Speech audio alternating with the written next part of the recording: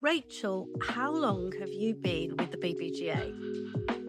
I started working for the BBGA in 2004, a long time ago. We were in a little office up in Brill, which was where Danny Foreman lived, and Danny Foreman was the founder of Gampter. There was myself, Anne Seckington, who a lot of members will remember because she was with Gampter for a long, long time, and Mark Wilson was the CEO. So yeah, it's just the three of us.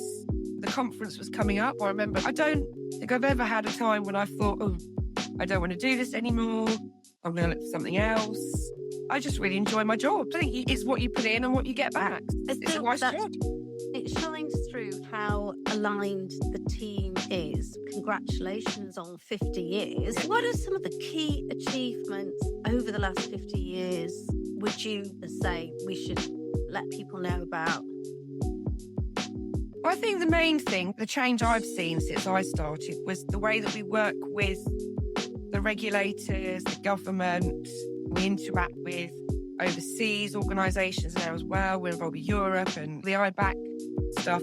And I think it's our relationship with those people that has changed over the years. And it's a mutual respect now. And we work with them, they work with us. I know there are times when things are difficult, but I think the perception of the association has changed. I think a lot of people used to think it was just a social drinking networking club. Our events, we don't focus on that side of things. We focus on the industry side of things. Our conference, we always strive to get an agenda that's not just what everyone else is talking about. We try and do different things. This year, we're focusing on the humanitarian side of things, the military side of things.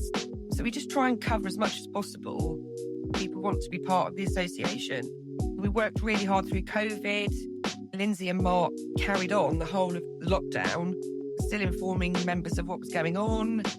It's grown from there. Some of the things that you are dealing with are very sensitive. You can't talk about them in public. Of the things that you can talk about, maybe members don't realise some of the things that the BBGA has caused to happen in the UK to support their businesses. Could you focus on one or two of those, the nighttime slots, border force, that members might not realise that are benefiting them because of the BBGA relationships with different government bodies? Obviously, we were very involved with the PD side of things and the night slots.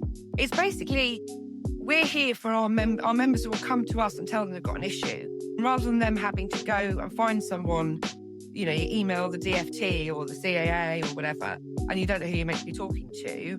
The thing that the BBGA have done is we've built a really good relationship. So people come to us and then we build a case and we say to them, right, this is happening, that's happening. We start it and we follow it through. We do as much for our members as we possibly can.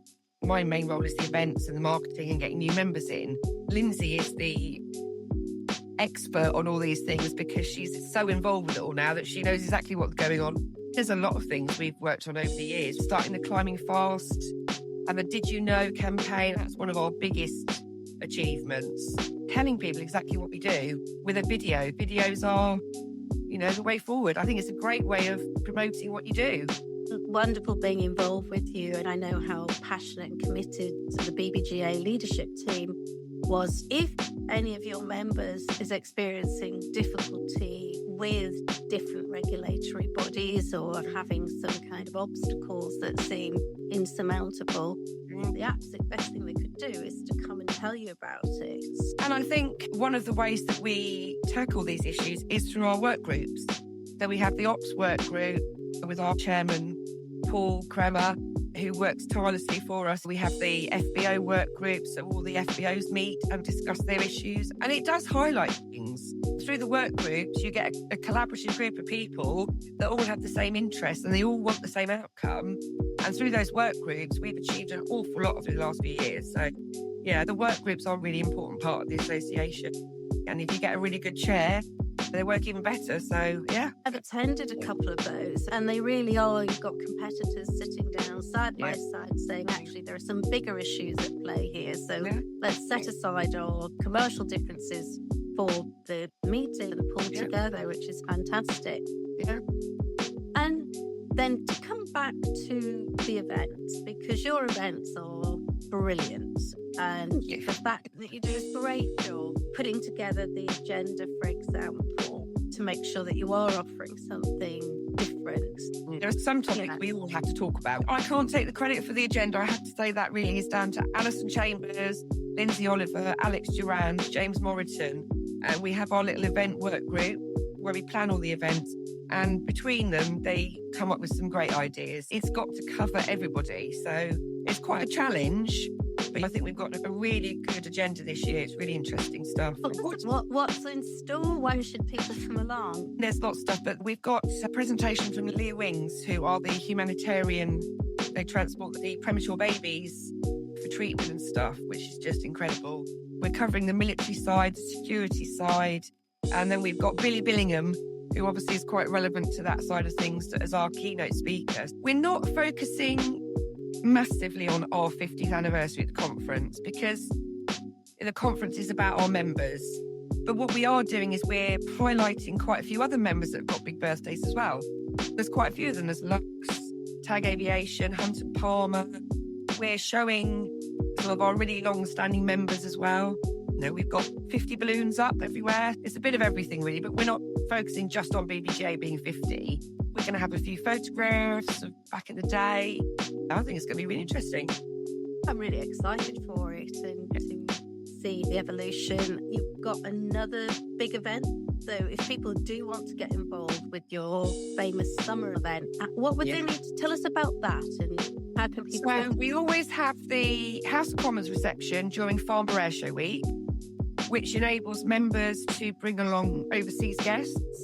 It's an informal evening, but it's quite formal because it's the House of Commons.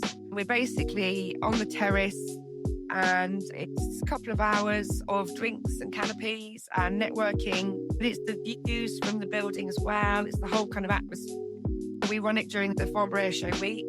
We've had some amazing support from members this year with sponsorship. Their sponsorship covers the conference, the House of Commons and the Christmas drinks event.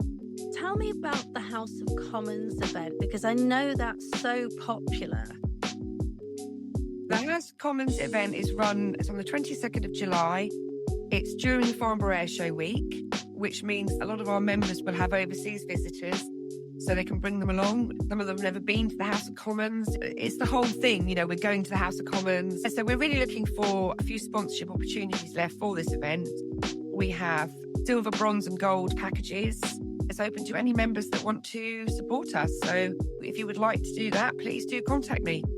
The best email for me is rachel@bbga.aero.